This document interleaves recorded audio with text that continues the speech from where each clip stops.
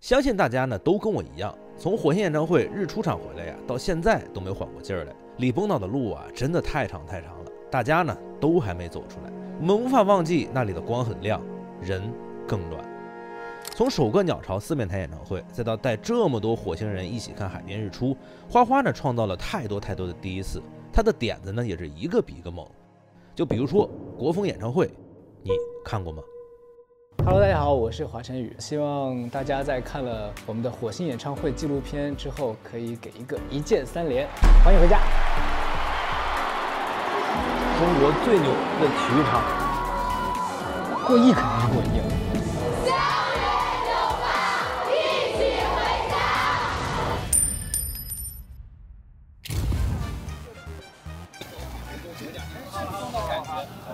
刚才您唱那个。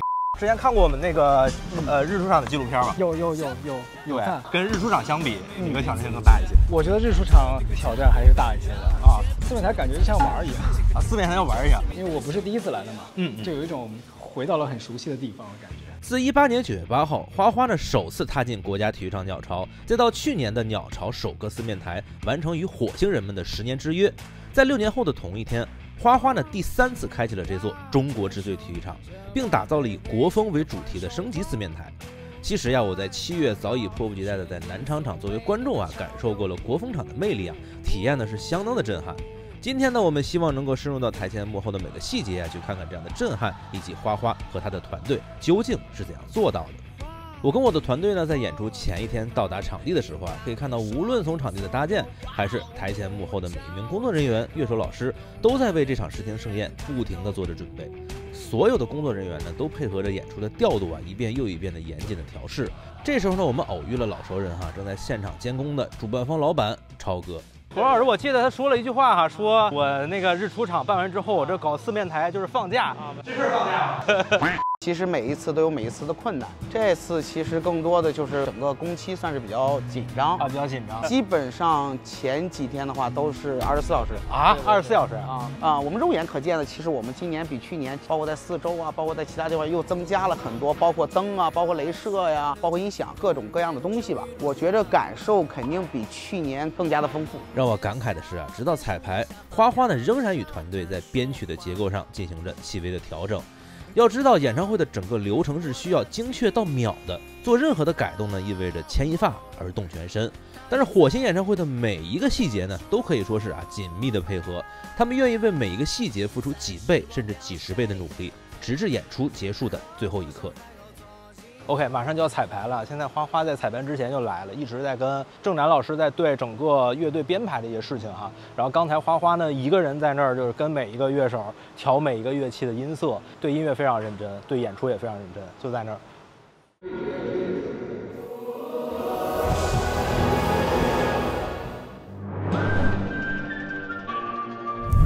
走进鸟巢，这个占地20.4万平米、总座位足够能容纳近10万人的国家体育场，放眼到全世界都是 T0级别的场馆了。当你真正走进场馆，看到布置在场馆中央的火星演唱会的主舞台的时候，鸟巢竟显得没有那么大了。四面台的设计啊，能够照顾到来自四面八方的所有观众，但由于呢四面台的4根立柱会制造遮挡面哈，6楼的高区呢无法更好的感受到整个的舞台效果，主办方呢自然会选择没有开票这些区域哈。 有心得的观众呢，也一定会发现，花花与台上的表演者呢，在舞台走位时，每一次都会绕到立柱以外哈，特意避开柱子的遮挡。 其实四面台哈底下是有一定的空间给到花花去进行换装、准备其他的道具的一个地方哈。现在呢就带大家到舞台底下看一看艺人的休息室，包括是下面到底有什么好东西。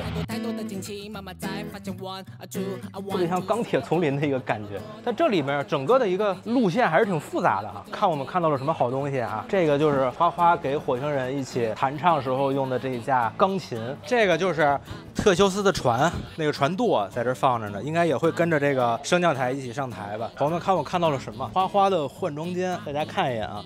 这就是花花换装的地方，我可以看到这个换装间不是大家想象中的那么豪华，它是在演出的间隙要快速的换上下一套演出的服装。人们可以看到这里面都有什么哈？首先这有个电视，可以看到舞台的一些状况，然后这边有水啊，赶紧喝2口水，好上台演出。所以说这个换装间呢还是相对简单的哈。然后这边呢就是整个花花看到的演出的一个 run down 哈，这里面关键信息、歌单，后面呢是要他拿什么样的一个麦和耳机，然后这边呢是乐手要跟花花配合的一些内容，这边呢就是乐手老师的一个台口啊，然后乐手老师们就会在这里面进行演奏啊，有一些特定的歌曲呢也是会跟着花花一起去舞台上面。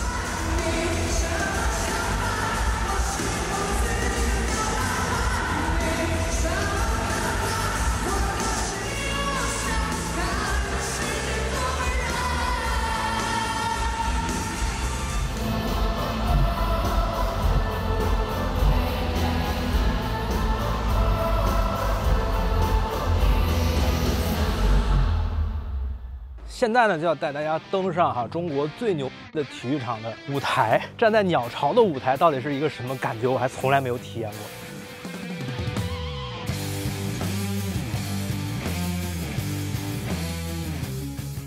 登上舞台呢，是一整个巨大的异形灯光数控装置。当你站在花花升降台的位置，抬头向上看，好似一个精密可变的现代藻井天花。这套设备呢，经过精巧的主题设计，会通过精密的数控装置，在每一首歌曲的演出过程中完成复杂的升降、变形，呈现出你根本看不过来的惊艳百变的效果。那灯光呢，除了主舞台，还可以看到整个鸟巢第一层看台密密麻麻的布置了1圈灯，那第2台看台呢，密密麻麻的布置了2圈灯，等等起码有数千盏灯吧。其实有一部分原因也是因为是4面台。我们其实比3面台一面的灯光，从这个数量上来讲，其实就已经是要达到4倍了。我们现在的体育场的这个用电量总负荷量是4000千瓦。目前我们去过的场地只有鸟巢可以，因为奥运会嘛，对吧？对。然后鸟巢呢，好像据我了解，就是我们用的这个单独的电箱能够满足4000到5000的，但是我们记得去看的时候，基本上没用过。这样一个看似4方平整的舞台地面上，几乎每一块下面呢都是不同变形功能的机械装置。4面台的设置呢本身就可以离观众很近，但是在舞台的每一面呢都精妙地设计出了延伸舞台的机关延伸台。演出时呢，当花花从舞台走到延展开的延伸台上离家人的距离呢又近了一些。我们其实从舞台的设计方面不希望用很多的这个定位走位去框住它的表演。我们鸟巢4面台还有我们户外的乐园版的，其实我们的舞台都不是一个平的一个东西。我们起初设计的时候，它就可以产生，其实可以100种。也就是大家看到的还并不是全部。我们的设计的编程里面的 PO， 其实现在用到的也只有1/3多吧。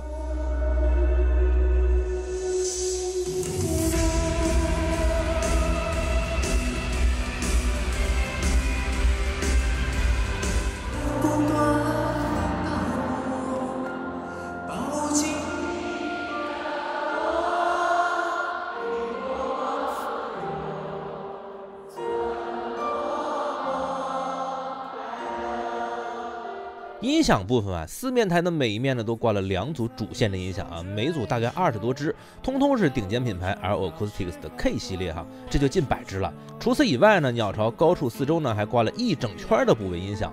别以为补位音响就会降低型号全都是 RO Acoustics 的 K 系列，那数量呢这就不好统计了，眼疾手快的大家可以一起算一算另外呢，每一侧舞台前面还有20支 KS28 的超低频音箱，补充全场震撼的低频，加上音控、功放等设备音响系统的总价呢轻松过亿。为什么花花想办一次以我们这个国风为主题内核的一场演唱会呢？其实我一直都挺喜欢国风的，我有很多歌曲其实很适合做成国风嘛，因为我觉得4面台它不像那个户外演唱会会好玩一些，我觉得更适合嗨一点，因为全程是站票嘛。那4面台大家既然是坐着的话，我觉得可以有很多东西是可以去用一个欣赏的角度来去听音乐、看演唱会的，所以我就想说把我的歌加入一些国风的元素，让大家来去听原来国风还可以这样玩。对。然后这次咱们找来了就是非常顶级的国风的乐手啊，来加入到演唱会的演出中来。比如说咱们还有那个笛子、箫、琵琶、古筝，其实都有，和应该是10位就是顶级的咱们这种国风的音乐家是吧？跟他们一起演出什么感觉？就是我们彩排的时候，第一次彩排的时候，看着就很激动，刻在 DNA 里的东西就会迸发出来这种感觉。对，每人 solo 一下。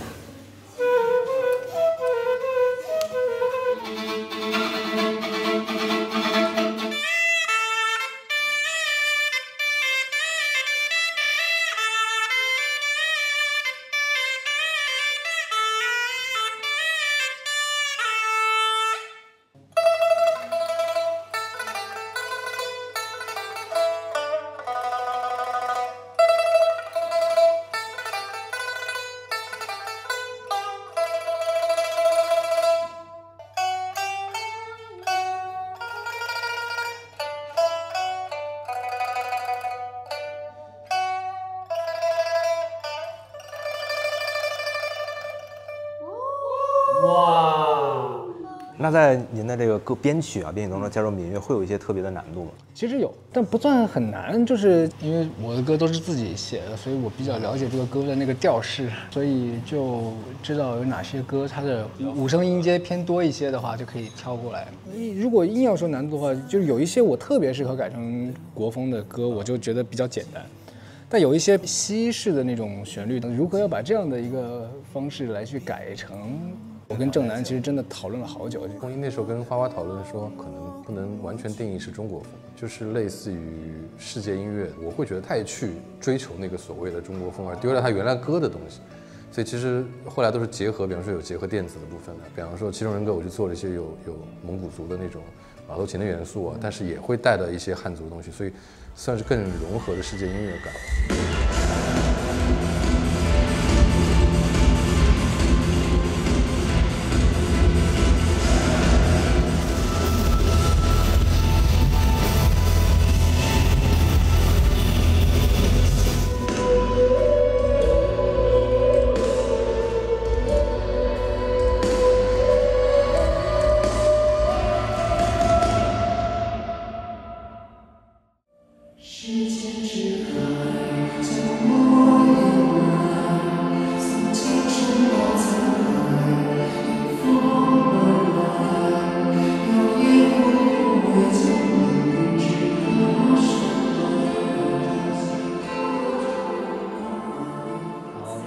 今年我们又再一次回到鸟巢，其实是想再做一次风格上的一个融合和创新，也把我的一些创作的一些歌曲，然后重新加入了国风的元素，所以我们今年有幸的邀请到了我们台上的10位就是央音的音乐家们，然后。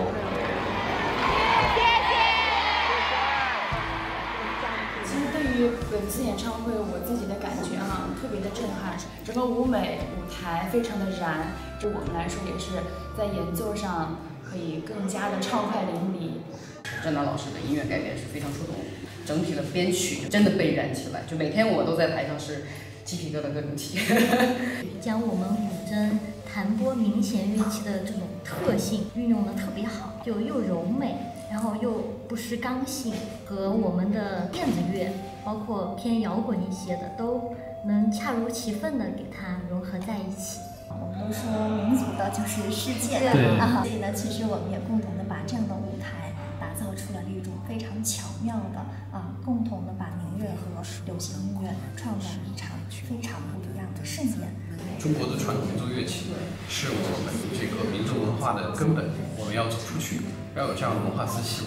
然后也特别感谢就是花花，还有包括我们的这个音乐总监郑楠老师，他们共同合力，想到了这么好的点子，把我们的音乐传递给大家，然后让更多人认识。其实我觉得很多中国乐器是很好听的，我就看完演唱会能够认识到一个什么乐器，或者认识到一种音乐风格，我会觉得挺值得，就是相当于不光看了一个演唱会，也可能感受到一种他以前没有感受到的一个氛围。但是我觉得他是需要用视觉去做配合，就是你在听到这个乐器的时候，你看到他在做这个表演，或者他在吹奏这个乐器的时候，那个会更直观去了解，或者说那个听觉跟视觉会1+1大于2的那种感觉。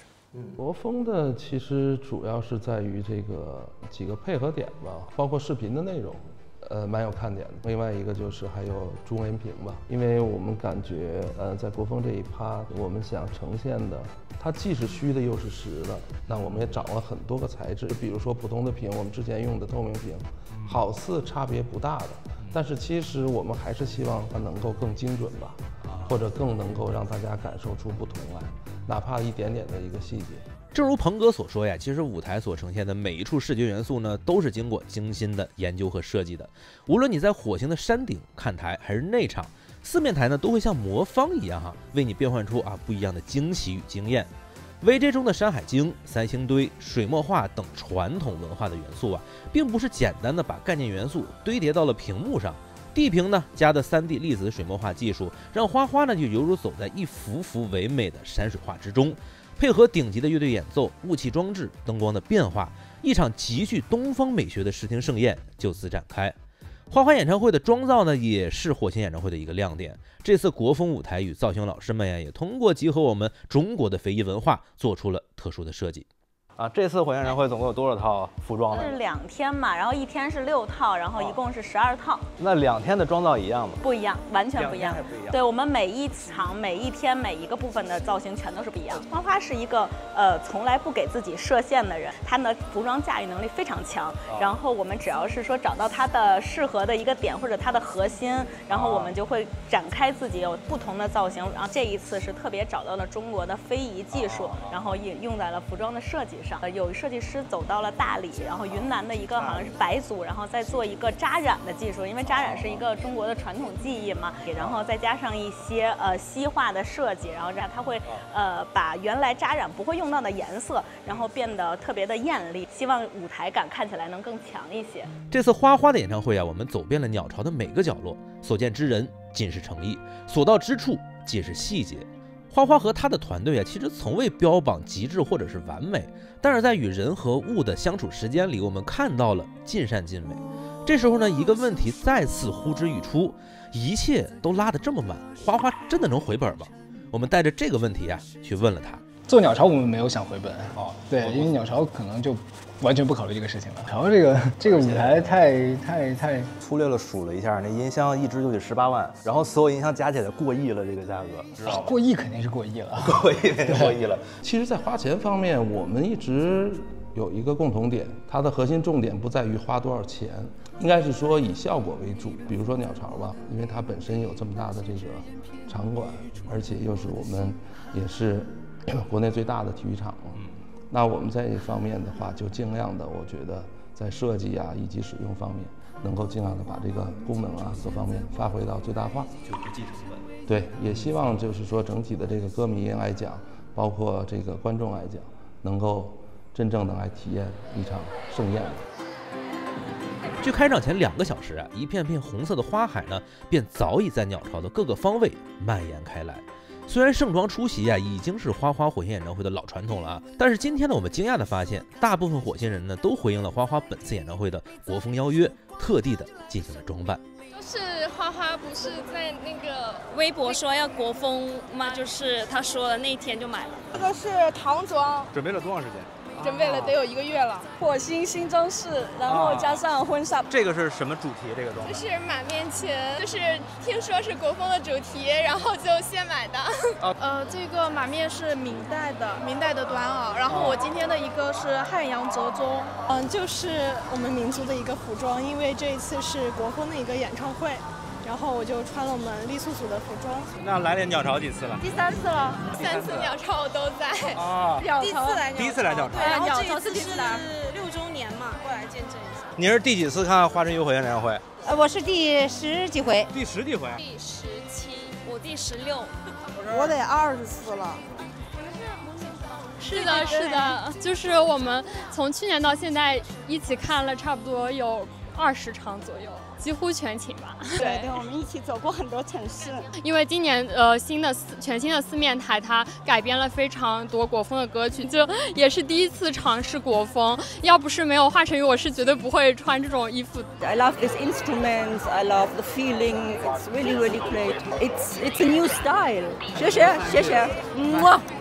非常喜欢他这次的国风。我觉得花花他就是在传承这个国风和非遗，我觉得特别有意义吧。然后也是希望祖国越来越好。好一个上升主题。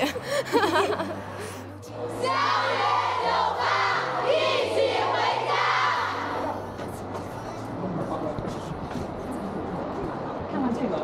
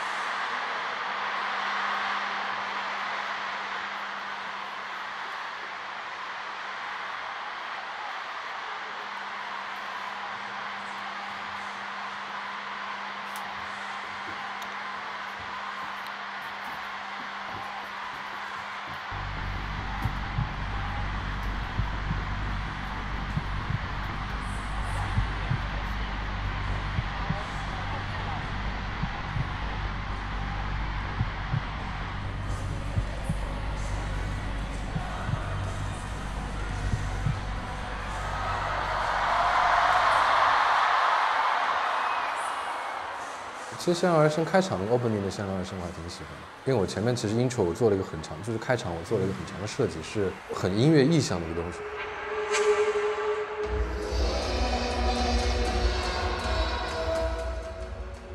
但是我是希望营造出一个，比方说一个原始部落也好，然后突然可能有人觉得是打雷弹，我的设计上呢好像枪炮声一样，战争开始了，然后那些欢唱就结束了，然后慢慢开始下雨。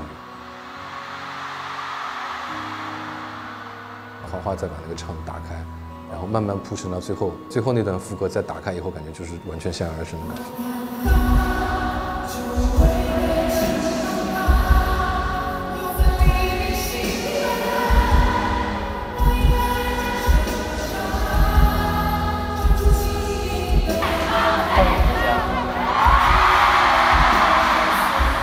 我觉得鸟巢有一个很好的一个。就是定义，让人会觉得和火星的这个主题很像。每一次我开演唱会的时候，都会觉得火星像家一样，而鸟巢也有一种归巢的感觉。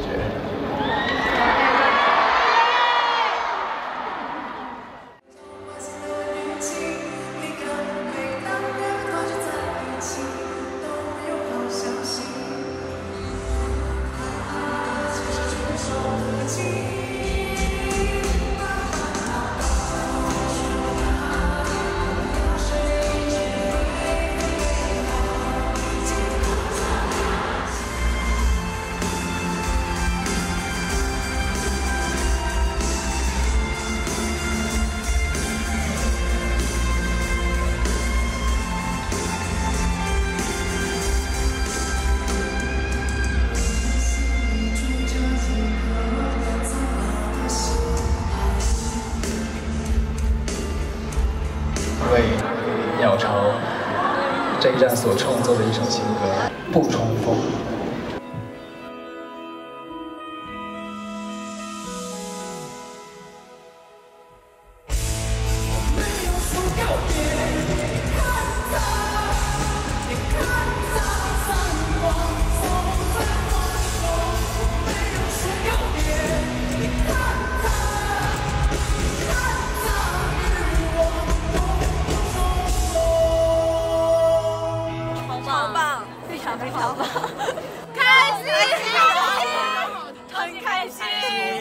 特别是今天的那首新歌《不重逢》，真的太感动我了！真的，我在那里一直哭，妆都哭花了。哭死了，感觉很爽，新歌太震撼了，新歌给我哭的呀！我看完之后，我整个人没有缓过来，直到郑楠老师的相机被打坏了。大概有2、3首时间的时候，完全没有反应过来，一直沉浸在那新歌里面，在那嗷哭。点燃银河镜头的篝火以及 For Forever 的时候，我直接就是在下面去蹦了起来，现场的氛围真的是太好了。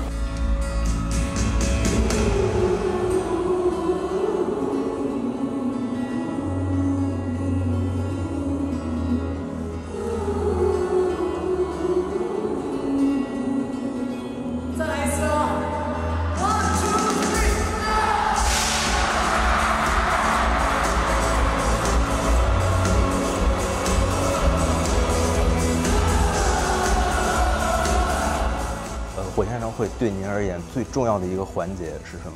我觉得互动的时候挺有意思的，就我给大家去弹那个伴奏，就是然后全场一起来唱这首歌曲，然后我给大家弹琴。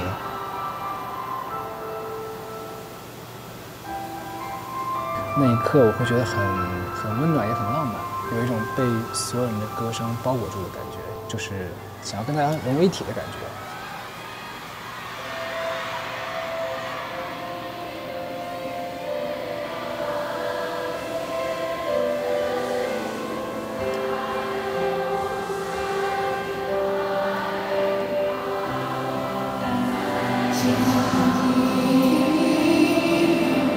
我觉得开演唱会就是一种双向奔赴的。我觉得我为大家准备这样一个家，那能够让大家在平时的自己的生活里，当压力很大的时候，偶尔回到家来轻松一下，然后忘掉之前的一些烦恼。可能这个时间并不会很长，但是我也希望能够在这么短暂的一个时光里，能够给大家留下一个非常美好的回忆，也给大家更多的动力，能够再回到自己的生活当中去好好的生活。家里人都在的感觉真好。火星演唱会对于你们来说代表什么？代表家。回家吧，回家呀，回家，代表着回家，就是一个我们的精神家园，温暖的房子。对，就是在地球上有很多很烦恼的事情，但是到了火星，全都消散了，像是我另外一个家吧。对，像一个乌托邦一样，就是我在现实生活中可能有不开心的时候，然后看一场演唱会会很治愈我，像充电一样。对对，马上满电了。对，代表着希望，所以就是花花的歌其实给了你们很多力量。对，一个的也是一个释放的缺口吧，就是压力就在见到他那一刻全部都消散了。是的，真的是精神的寄托。因为我今年也是考研，然后有很多时候就是真的很累，坚持不下去，然后就会想想之前在火星的时候这些快乐的时光，真的是一个精神支柱。一个比较放松的地方吧，就是远离啊学校啊生活上的一些压力，然后就是要释放参与的音乐能够带给我们很多力量，让我们在生活中去释放一下。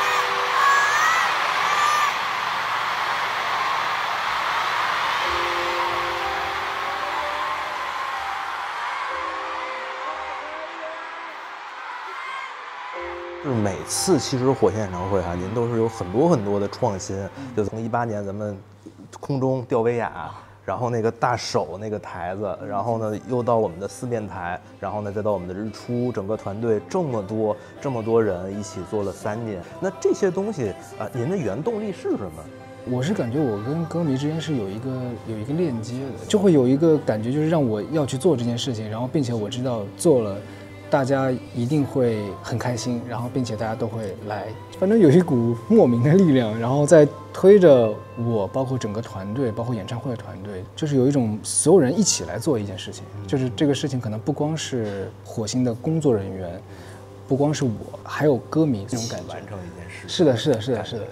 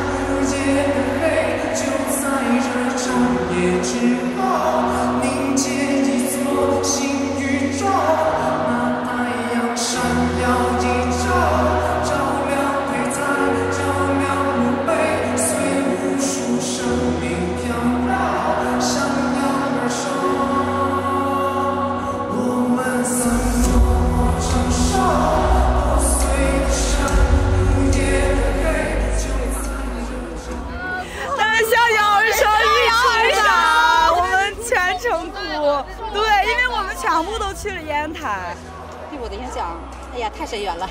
他虽然说我60多岁了以后，但是他给我的全是正能量的东西，使我对生活更加热爱生活。他是能给我带来希望的，所以我觉得他是光一样的存在。是精神支柱。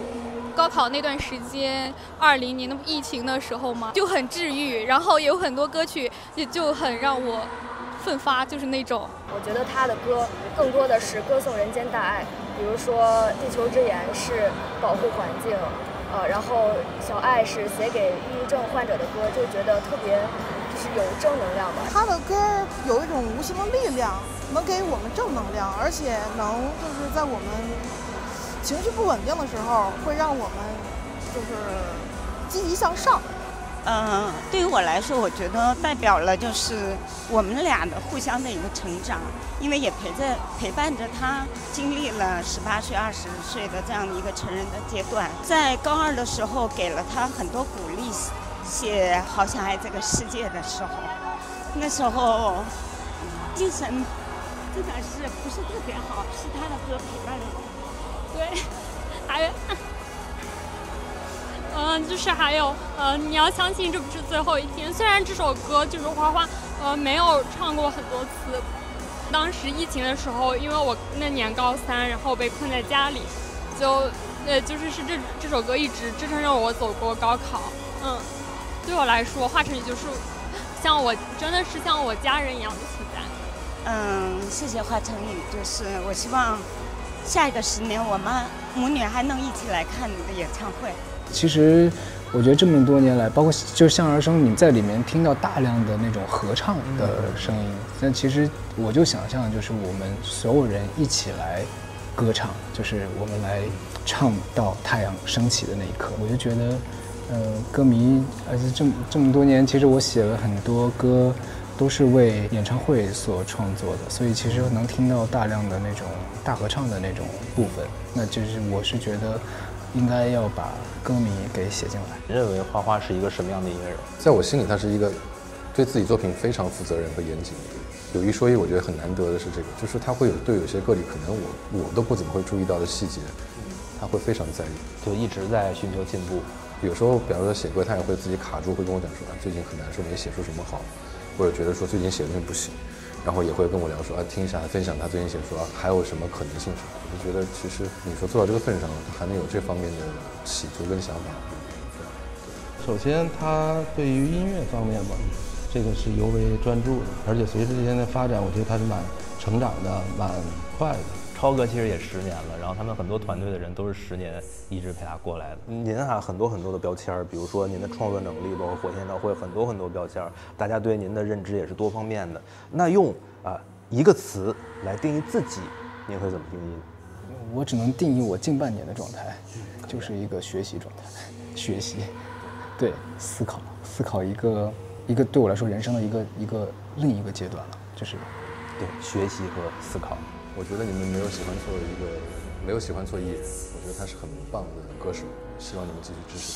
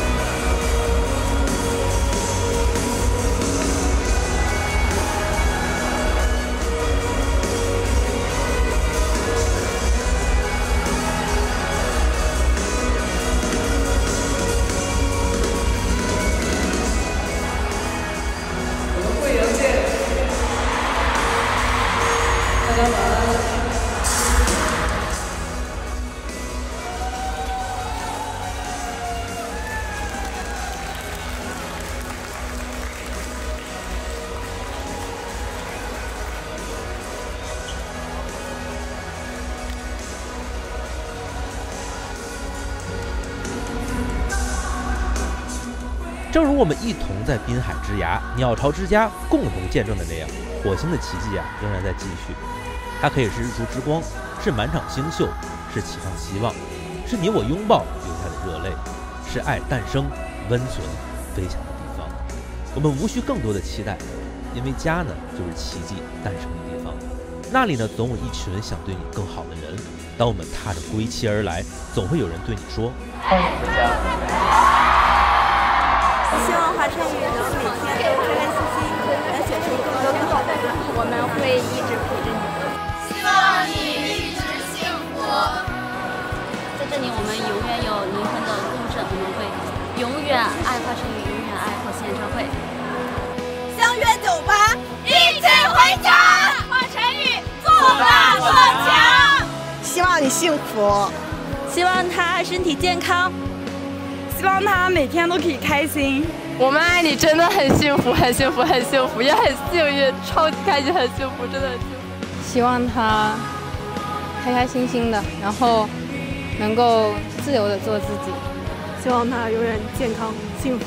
下一个10年，我们还在。相约酒吧，一起回家。